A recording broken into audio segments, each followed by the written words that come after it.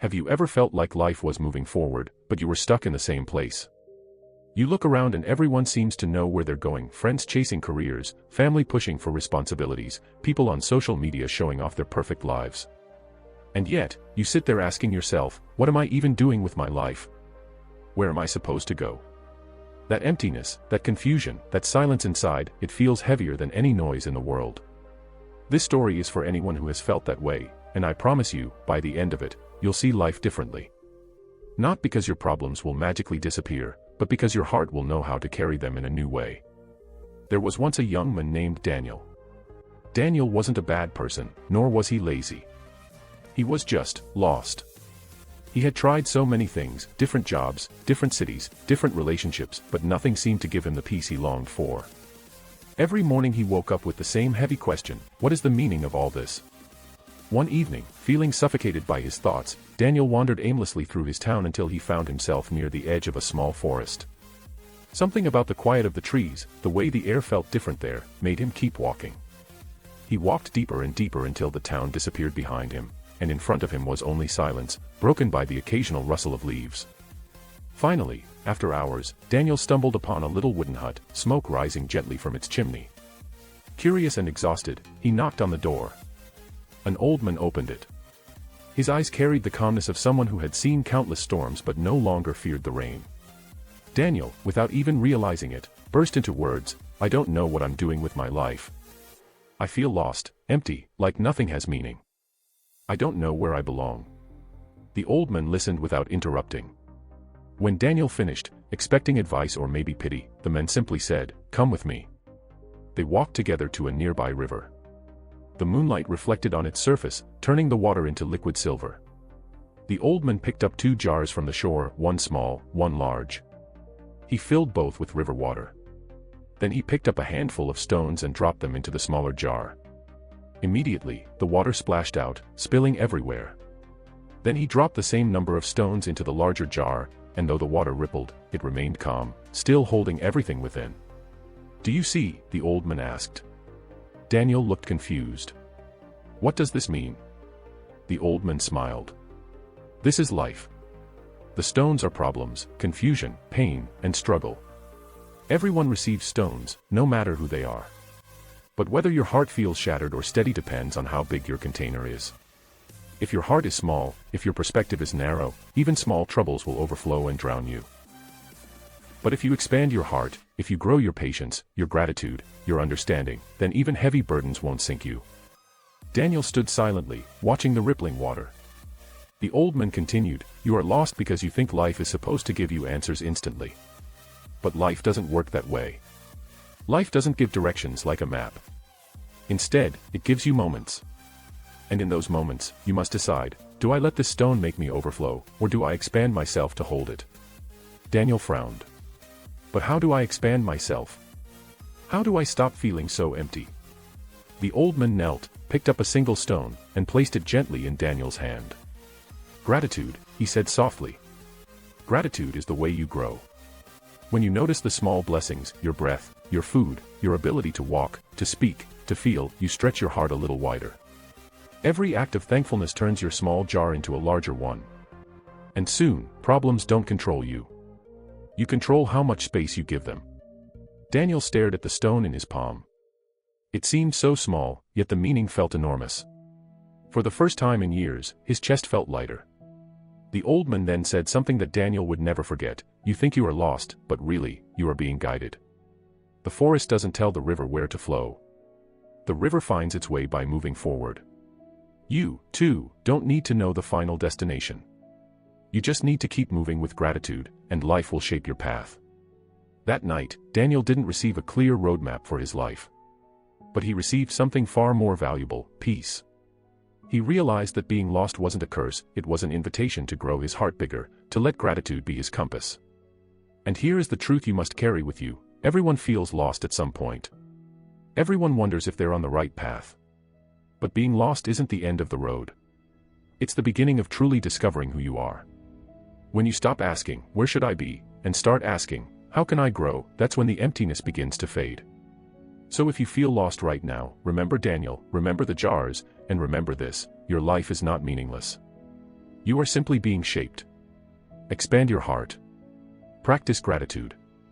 And soon, the path will reveal itself, step by step. Because in the end, being lost doesn't mean you're going nowhere. It means you're still moving forward, even if you don't see the destination yet. The next morning, Daniel woke up in the old man's hut. For the first time in years, he didn't wake with a heavy chest. Instead, there was a calm curiosity inside him, like the quiet after a storm. The old man was already sitting outside, watching the sunrise.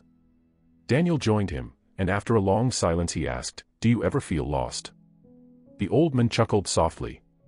"Of course. Everyone feels lost. The only difference is, some people see being lost as a prison, while others see it as a journey. The question is not if you will feel lost, it is what you will do when you are." Daniel thought about that. He realized that all his life he had been fighting the feeling of being lost, trying desperately to escape it. He had compared himself to others, envied their clarity, hated himself for not being sure. But what if being lost wasn't the enemy? The old man continued, "The problem with people today is that they mistake speed for direction. They think the faster they run, the more successful they are. But what is the point of running quickly, if you're running in the wrong direction? Sometimes, being lost is life's way of forcing you to pause, to slow down, to ask yourself, am I even chasing the right thing?" Daniel nodded, slowly letting those words sink in. He realized that his fear of being lost had made him rush into decisions that weren't right for him. Jobs he didn't like. Relationships that didn't fit. Dreams that weren't truly his. The old man then told him another story. Long ago, he said, there was a traveler who wanted to find the ocean. He set out without a map, without directions, but with only one promise to himself, that he would not give up until he found it. He walked through deserts, mountains, and forests. Many times, he thought he was lost. Many times, he wanted to turn back. But with each wrong turn, he learned something new about the land. And do you know what happened? Eventually, after years, he stood before the vast ocean, his eyes filled with tears. But here's the truth, if he had never been lost, he would never have discovered the path that led him there. Being lost was not his curse. It was his teacher. Daniel sat quietly, the story echoing inside him. For the first time, he began to see his own lostness not as a punishment but as preparation. Maybe he wasn't failing, maybe he was being shaped. The old man turned to him and said gently, "You are not behind. You are not late. You are simply on your path, and your path doesn't need to look like anyone else's." These words felt like medicine. How many nights had Daniel tortured himself, believing he was falling behind?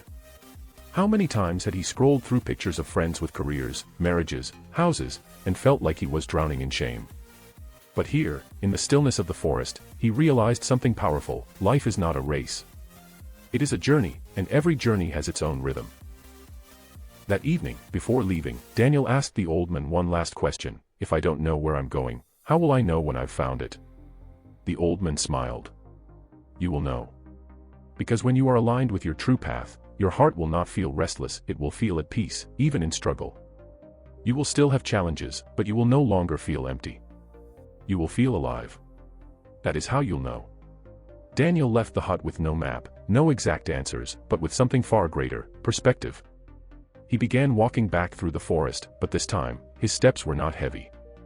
He realized that being lost didn't mean he was broken. It meant he was still searching, still alive, still capable of discovering something new. And here is where his story connects with yours. Because maybe, like Daniel, you feel stuck right now. Maybe you wake up every morning feeling like you're going nowhere, like life is passing you by. Maybe you've compared yourself to others so much that you've forgotten the beauty of your own unique path. But what if I told you that being lost is not your downfall, it is your chance? What if the emptiness you feel is not a sign of failure, but an invitation to grow? Think about it: a seed feels buried in the dark before it breaks into the light. A caterpillar feels trapped in a cocoon before it spreads its wings.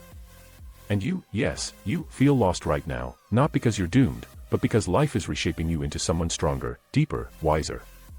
The truth is, nobody really has it all figured out. Even the people who look confident are often just pretending, hoping no one notices their doubts. Everyone is walking through the forest of life, some with clearer paths, some stumbling, but all learning. The only difference between peace and misery is how you choose to see the journey. So the next time you feel lost, remember Daniel. Remember the jars of water, the stones, and the river. Remember the traveler who found the ocean, not in spite of being lost, but because of it. And remember this, your story is not over. You are not behind. And you are not hopeless. Sometimes, the most beautiful chapters of life are born out of the pages where we feel most lost. So instead of fearing this season, embrace it. Instead of asking, why am I lost, ask, what is life trying to teach me? Because the moment you shift your question, the journey begins to change. You are not lost. You are simply becoming. And one day, when you look back, this season will not be your weakness, it will be the reason you found your way.